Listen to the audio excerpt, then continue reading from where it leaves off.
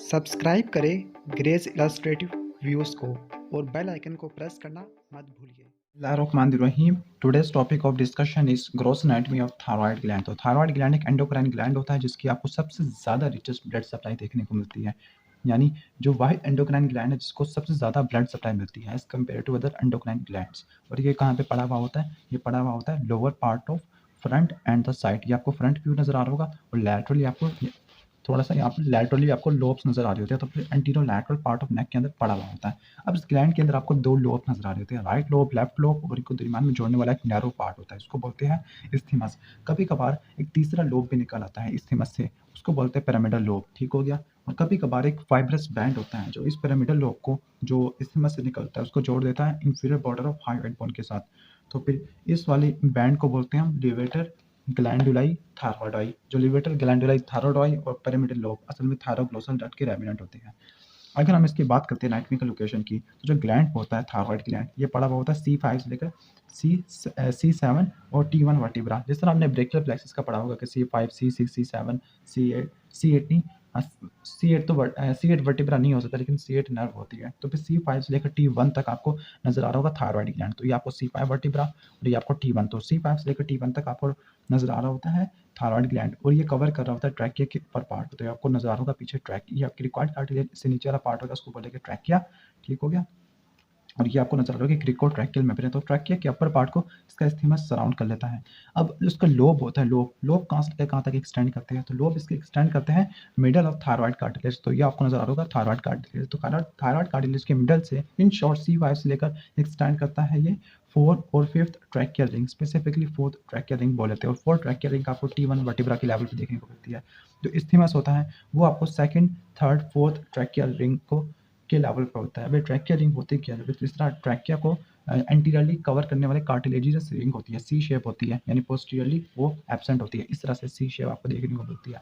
तो इस रिंग को बोलते हैं ट्रैकियल रिंग। तो इस्थीमस पड़ा होता है 2nd, 3rd, 4th। तो आपको 4th नजर आ रहा होगा, this should be 3rd and this should be 2nd। ठीक हो गया। अब हम इसके बाद देख लेते हैं थायराइड ग्लैंड की कैप्सूल्स। तो थायराइड ग्लैंड की कवरिंग या दो टाइप की कैप्सूल्स देखने को मिलते हैं। एक वो कवरिंग जो ट्रू कवरिंग होती है, जो थायराइड ग्लैंड के अपने कनेक्टिव टिश्यू की कंडेंसेशन होती है, उसको बोलते हैं ट्रू कैप्सूल। एक वो कवरिंग होती है जो ट्रू कैप्सूल को भी सराउंड कर लेती है, जो फाल्स कवरिंग होती है, जो असल में कनेक्टिव टिश्यू के, जो असल में थायराइड ग्लैंड के कनेक्टिव टिश्यू की कंडेंसेशन नहीं होती, बल्कि ये किसी फेशिया की कंडेंसेशन होती है, स्पेसिफिकली प्री ट्रैकियल फेशिया। तो अगर आप इस डायग्राम के देखो तो इस डायग्राम के अंदर आपको नजर होगा थायराइड ग्लैंड। जो थायराइड ग्लैंड के जो फेशिया सराउंड करता है वो है प्री ट्रैकियल फेशिया। और स्पेसिफिकली थायराइड ग्लैंड का सराउंड करने वाला प्री ट्रैकियल फेशिया का विसरल पार्ट होता है, क्योंकि प्री ट्रैकियल फेशिया का आपको एक मस्कुलर पार्ट भी देखने को मिलता है जो कि इंफ्राहाइड मसल को सराउंड करता है। तो फिर थायराइड ग्लैंड के दो कवरिंग होती है, दो कैप्सूल होता है, ट्रू कैप्सूल अंदर की तरफ, फाल्स कैप्सूल बाहर की तरफ। उन दोनों के दरमियान में आपको प्लेन ऑफ क्लीवेज देखने को मिलता है, और जो ट्रू कैप्सूल के डीपली आपको वीनस प्लेक्सस देखने को मिलता है। ठीक हो गया। यानी जब आप थायराइड ग्लैंड को निकालते हैं तो थायराइड ग्लैंड को निकालने के लिए जो प्लेन ऑफ क्लीवेज हम यूज करते हैं, मतलब थायराइडेक्टमी में जो क्या करते हैं कि थायराइडेक्टमी में हमें ग्लैंड को निकालना पड़ेगा, तो थायराइड ग्लैंड को निकालने के साथ साथ हम ट्रू कैप्सूल को भी निकाल लेते हैं। ठीक हो गया। ठीक हो गया। तो इस तरह से यहाँ पे प्लेन ऑफ क्लीवेज आपको यहाँ पे नजर आ रहा होगा कि ये वाले पार्ट को पूरे को निकाल देते हैं। जबकि प्रोस्टेटेक्टमी के अंदर, यानी प्रोस्टेट ग्लैंड को रिमूवल के अंदर फाल्स कैप्सूल और ट्रू कैप्सूल के अंदर आपको वीनस प्लेक्सस देखने को मिलता है। तो फिर ब्लीडिंग को मिनिमाइज करने के लिए दोनों कैप्सूल को लेफ्ट बिहाइंड कर देते हैं, मतलब इस एरिया को हम निकाल लेते हैं। ठीक, और इस एरिया को, जबकि थायराइड ग्लैंड के अंदर आपको ट्रू कैप्सूल भी निकालना पड़ता है। इसके बाद अगर हम बात करते हैं रिलेशन की, तो रिलेशनशिप करने की कोई ज़रूरत नहीं है। आर्टिकल सप्लाई की बात करते हैं तो थायराइड ग्लैंड को सप्लाई करने वाली दो आर्टरीज होती है।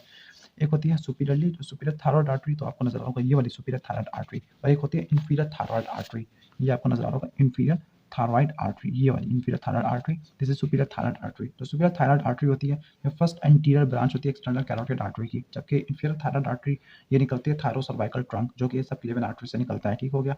सिर्फ आपने ये याद रखना है कि सुपीरियर थायराइड आर्टरी कहाँ से निकलती है और इंफीरियर थायराइड आर्टरी कहाँ से निकलती है। जब सुपीरियर थायराइड आर्टरी निकलती है तो फिर इसके साथ एक नर्व कंपनी करती है जिसको बोलते हैं external laryngeal nerve. Same is the case for inferior thyroid artery. यहाँ पर जो नर्व होती है वो होती है recurrent laryngeal nerve. That is why जब ग्लैंड को रिमूव कर रहे होते हैं तो फिर आर्टरी को लाइगेट करते हैं, तो आर्टरी को लाइगेट करते हैं तो हमें नर्व को प्रिजर्व रखना पड़ता है।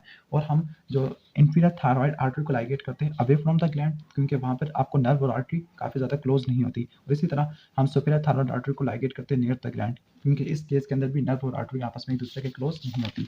अगर वीनस ड्रेनेज की बात करते हैं तो फिर आपको थायराइड ग्लैंड को ड्रेन करने वाली 4 वेन्स देखने को मिलती है, सुपीरियर थायराइड वेन, इंटरमीडिएट या middle thyroid when, inferior thyroid when, और इसके साथ एक आपको फोर्थ थायराइड वेन जिसको वेन ऑफ कोचर भी बोलते हैं। तो सुपीरियर थायराइड वेन इसमें खत्म होना होता है इंटरनल जुगुलर वेन, जो मिडल वाली इसमें इंटरनल जुगुलर वेन, लेकिन जो इंफीरियर वाली होती है इसमें खत्म होना होता है ब्रैकियोसेफलिक में। तो आपको नजर होगा इंफीरियर वाली ब्रैकियोसेफलिक में, और जो कभी कभार फोर्थ थायराइड वेन होती है उसमें खत्म होना होता है इंटरनल जुगुलर वेन के अंदर।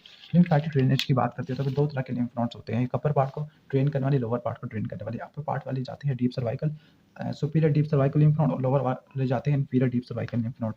अगर हम इसकी बात करते हैं नर्व सप्लाई की, तो नर्व सप्लाई आती है मिडल सर्वाइकल गैंग्लिया से, लेकिन जो नर्व फाइबर्स होती है वो वेजो कंस्ट्रक्टर होते हैं। ठीक हो गया। अब ये वेजो कंस्ट्रक्टर होते हैं लेकिन ये सिक्रेशन को कंट्रोल नहीं करते, क्योंकि थायराइड ग्लैंड के सिक्रेशन को कंट्रोल करने वाला एक हार्मोन होता है TSH।